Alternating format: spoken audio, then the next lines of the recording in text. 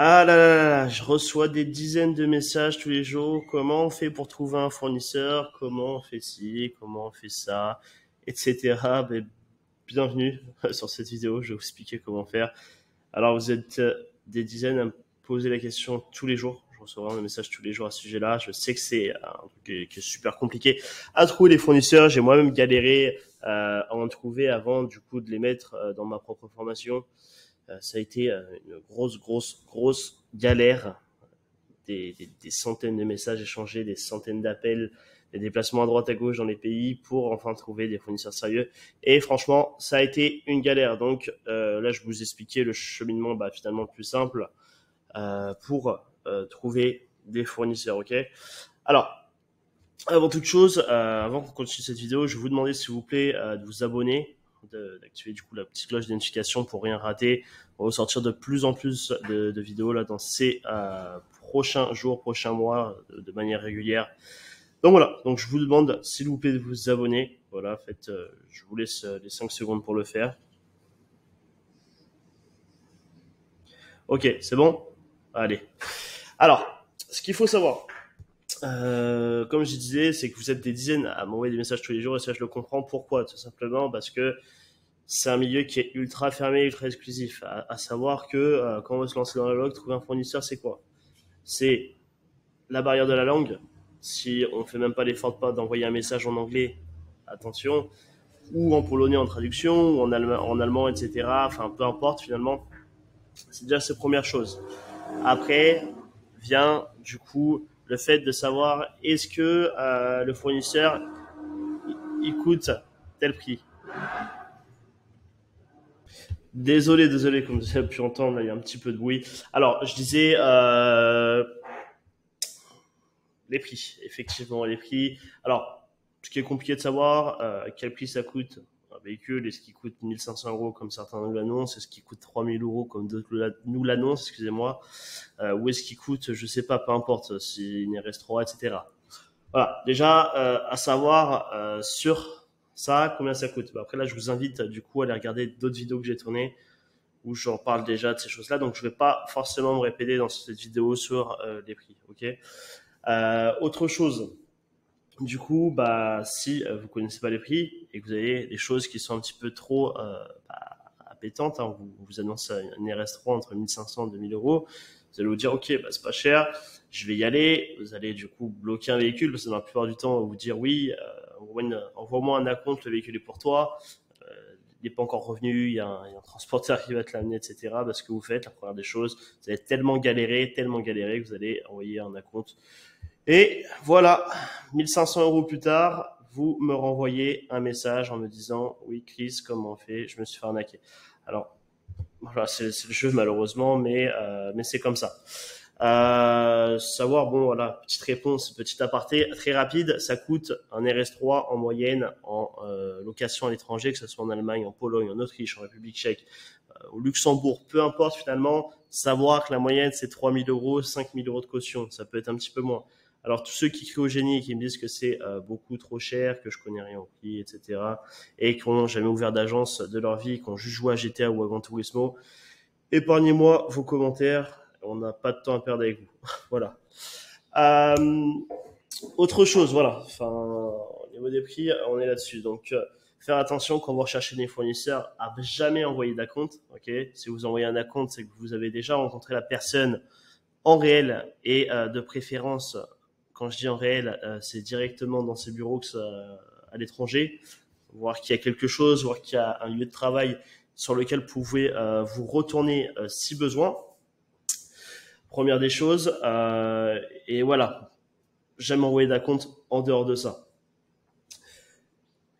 Autre chose qui est difficile quand vous allez rechercher les fournisseurs, ça va peut-être être, du coup, on va vous fournir un véhicule, il n'y aura pas d'arnaque particulière au niveau au niveau des acomptes, au niveau des choses, arriver à trouver un fournisseur. Mais là, vous vous rendez vite compte que finalement, le véhicule est en mauvais état. Alors, le véhicule est beaucoup trop kilométré, même s'il y a affiché 35 000 kilomètres sur la voiture. En fonction de son passif à la voiture, sachez qu'elle a morflé. On peut se le dire, ça reste des voitures de location. Malgré tout l'entretien que vous voulez, ça reste des voitures de location. Prenez une A45S, je peux vous garantir qu'à 35 000 km et qu'à tourner dans une agence de loc avant vous, on n'est pas à l'abri d'avoir des soucis. C'est pareil sur les Golf 8R maintenant, on est sur des soucis de multimédia de manière constante. Enfin sur les Golf 8 tout court. Donc ça impacte aussi la Golf 8R, mais il y a beaucoup de soucis, etc. Donc forcément, vous récupérez un véhicule qui a beaucoup de kilomètres, c'est des soucis. La conclusion que je veux faire par rapport à ça, c'est que vous allez retrouver du coup avec des véhicules qui sont kilométrés. Ok, vous allez commencer à le louer enfin chez vous, vous allez être heureux, etc. Faire la communication sur les réseaux, commencer à le louer en premier client. Hop, tout se passe bien, super, on est content. Et peut-être la deuxième, troisième location, votre client vous appelle, il va vous dire ta voiture, elle a des soucis, ta voiture fait du bruit, ta voiture marche de travers, etc. Malgré qu'elle soit entretenue. Et ça, malheureusement, parce que des véhicules qui sont un petit peu kilométrés, ça arrive malheureusement.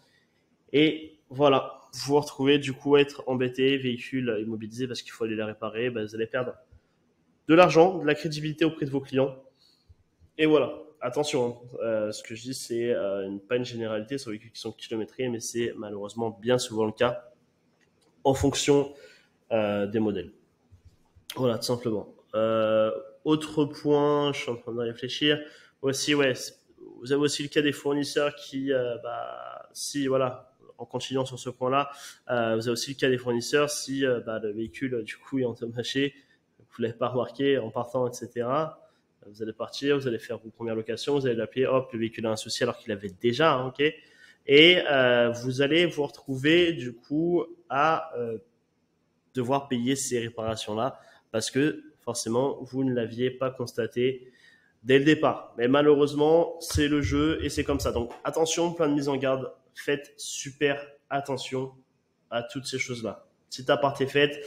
Maintenant, on va rentrer dans le vif du sujet. Comment trouver des fournisseurs?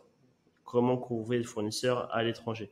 Là, attention, je ne parle pas de récupérer un véhicule en France via le système d'un achat classique, via le système d'un crédit classique ou via le système d'un leasing, location longue durée, etc., etc. Ok. Et je parle pas non plus, voilà, je parle réellement plutôt de la chose de partir à l'étranger quand vous êtes une jeune entreprise, que vous avez demain, même vous n'êtes même pas une entreprise, vous êtes du coup des personnes qui veulent vous lancer dans la location de voiture, zéro expérience, ok, zéro, très peu d'argent, on va dire, peu d'argent entre guillemets. Vous avez un budget qui va jusqu'à 60-80 000 euros. C'est pas peu d'argent, ça reste une somme, mais vous êtes bien d'accord avec moi que si vous avez 80 000 euros, investir dans une A45S, ça n'allait pas aller plus loin, notamment si vous êtes en France et en Belgique avec toutes ces taxes. Donc voilà, ça c'est une solution qui est adaptée si vous n'avez pas beaucoup d'argent, enfin pas trop d'argent pour vous lancer dans la loc, et notamment que vous n'avez pas de bilan, que vous n'avez pas de passif avec d'autres sociétés qui peuvent faire que vous pouvez sortir des leasings. Ok. Alors, maintenant qu'on y est, comme vous pouvez voir, là c'est les agences de loc. Vous voyez, il y en a des dizaines et des dizaines, voire des centaines réparties comme ici. Là vous avez la Belgique, vous avez la France, vous avez l'Italie, vous avez l'Espagne. Attention à savoir que quand vous recherchez des fournisseurs, on est en Europe, il n'y a pas que la France, il n'y a pas que la Belgique, il n'y a pas que la Suisse, il n'y a pas, voilà. On est plusieurs pays en concurrence, je ne les ai pas mis réellement, mais il y a des agences de location partout qui fonctionnent sous ce même procédé. Les lois sont européennes, les lois sont pareilles pour tout le monde, à quelques exceptions près. Mais en tout cas, voilà, vous êtes plusieurs agences à rechercher des véhicules auprès de dizaines de fournisseurs. Mais quand vous voyez le ratio, c'est un ratio qui est réel. Ce que je vous montre ici, il y a quand même beaucoup plus d'agences de location à vouloir se lancer à l'heure actuelle auprès de cette manière-là, en partant à l'étranger, directement auprès de fournisseurs qui sont allemands, polonais, autrichiens, tchèques. Je peux vous faire une liste à l'appel. Il y a des possibilités juste incroyables. On s'en rend pas compte, mais il y a des possibilités incroyables de le faire. Mais voilà, sachez que voilà, vous êtes beaucoup à rechercher les véhicules pour une quantité de fournisseurs assez limitée.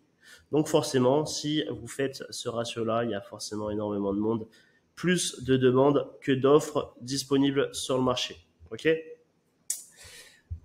La première des choses à faire. La première des choses à faire quand vous recherchez un fournisseur, il existe plusieurs canaux d'acquisition de fournisseurs. Plusieurs canaux qui sont... Alors, là, je vais vous faire un petit schéma en même temps. Prenez des notes, ça peut être intéressant pour vous. Prenez des notes ou regardez la vidéo tout simplement. Vous allez avoir quoi? Vous allez avoir Google. Ok, là, hop là, vous allez avoir Google. Déjà, ça, c'est une première des choses. Je vous dis pas que c'est facile de trouver sur Google, mais c'est une possibilité. Vous allez avoir le classique Instagram. Insta. C'est le classique et ça marche plutôt bien, mais attention, gare aux arnaques parce que vous en avez des tonnes. Vous avez aussi Snapchat. De temps en temps, si vous regardez des trucs de loc, vous avez forcément des personnes qui fournissent de temps en temps. Encore une fois, attention aux arnaques. Enfin, peu importe le canal d'acquisition, il faut faire attention aux arnaques, ok? À travers, du coup, là, ces trois canaux d'acquisition de manière assez classique, c'est ce que vous allez faire. Sur Google, là, en s'y rend, comme vous avez pu voir, Auto-Vermietung, tout simplement, Auto-Vermietung, marqué Auto-Vermietung RS3, et là, vous allez tomber sur des fournisseurs potentiels. Je vous invite à regarder, comme vous pouvez voir ici, Miette, Dain, Sport Toto. À savoir que l'Allemagne, à l'heure actuelle, bosse de moins en moins. Ça devient de plus en plus difficile d'obtenir des véhicules en Allemagne si vous êtes en France et si vous êtes en Belgique. Voilà. Et encore plus pour la France. Ils aiment plus trop les Français, malheureusement. L'image elle a été très très salie par plusieurs agences, des mecs qui en avaient absolument rien à faire, pour pas être grossier. Voilà, il n'y en avait rien à faire des voitures. Mais voilà. Donc là, vous allez avoir, là, je connaissais pas ce site-là, mais en gros, vous cliquez ici. Quand vous allez faire, je vous donne la petite méthode, ok, auto-vermietung, etc. Là, ce que vous allez pouvoir faire sur celui-ci, hop, vous prenez vos petites informations et tout simplement, vous allez rentrer votre du coup nom, prénom, adresse mail, etc. Hop, et vous faites recontacter si ils veulent bien vous recontacter parce que vous êtes des Français. Ça, c'est la première des choses à faire. Autre chose, là ici, vous allez avoir du coup une adresse mail. Vous allez avoir des adresses mail, vous allez avoir, enfin, vous cherchez de toute façon des numéros. Enfin, vous cherchez pas mal de choses comme ça que vous pouvez trouver et ça sera plutôt pas mal, ok? Donc en gros, voilà, Auto-Vermietung. Là, ici, vous avez Driver.2, vous avez pas mal de choses. Vous essayez de cliquer, vous essayez d'aller un petit peu dans toutes ces choses-là qui vont vous aider, vous, à obtenir du coup des véhicules à l'étranger. Là, par exemple, c'est la KML. Comment ça se passe avec eux? À savoir que là, ce que je vous montre, vous aurez quand même, dans la plupart des cas, beaucoup plus de refus, vraiment beaucoup plus de refus. Vous allez envoyer des tonnes et des tonnes d'appels et de mails avant d'avoir une réponse positive, ou des fois vous allez peut-être obtenir même des prix délirants. Ok, là pour celui-ci, tout simplement, vous n'êtes pas obligé de regarder toutes les voitures, mais vous avez un numéro de téléphone. Vous copiez ça sur WhatsApp en faisant attention à l'indicatif des pays à chaque fois. Et vous allez chercher petit à petit, voilà, comme ça, envoyer des messages, tenter, etc., jusqu'à trouver des fournisseurs. Ça, c'est la méthode ultime. En tout cas, ça, Auto-Vermietung RS3, ça, c'est pour l'Allemagne, ok? Vous voulez chercher une voiture de sport en, du coup, Pologne, ça va être ça. Ça va être Wispoziania Samshodo. Alors, désolé pour la prononciation, s'il y a des Polonais qui me regardent. Mais en tout cas, c'est la méthodologie. Vous marquez ça de cette manière-là.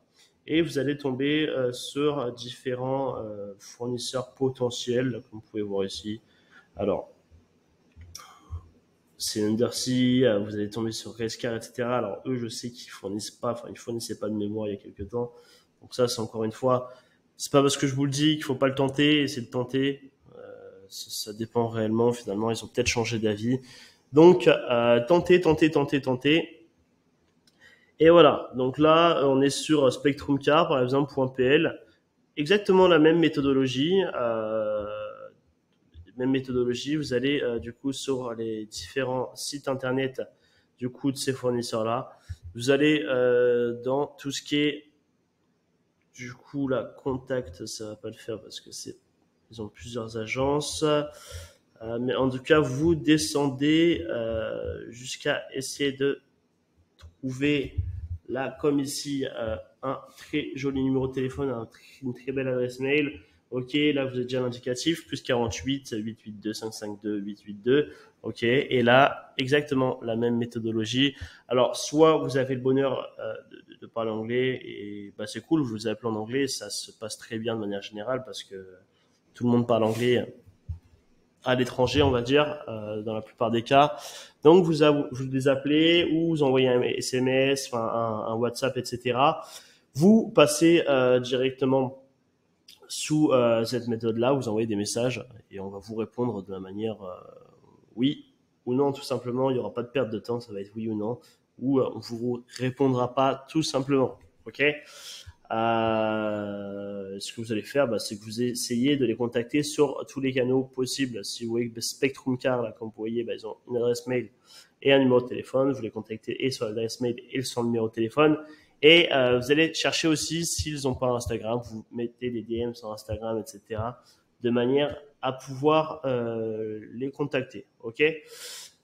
Donc voilà, je vous dis, ça c'est vraiment la méthode ultime, on va dire, avec Google pour rechercher un fournisseur à l'heure actuelle. Ça c'est la méthode ultime, vraiment quand on part de zéro et qu'on n'a pas de contact et qu'on fait pas partie d'une formation comme la mienne, par exemple, où nous on fournit déjà une liste de fournisseurs partenaires qui bossent déjà avec nos élèves et nous-mêmes.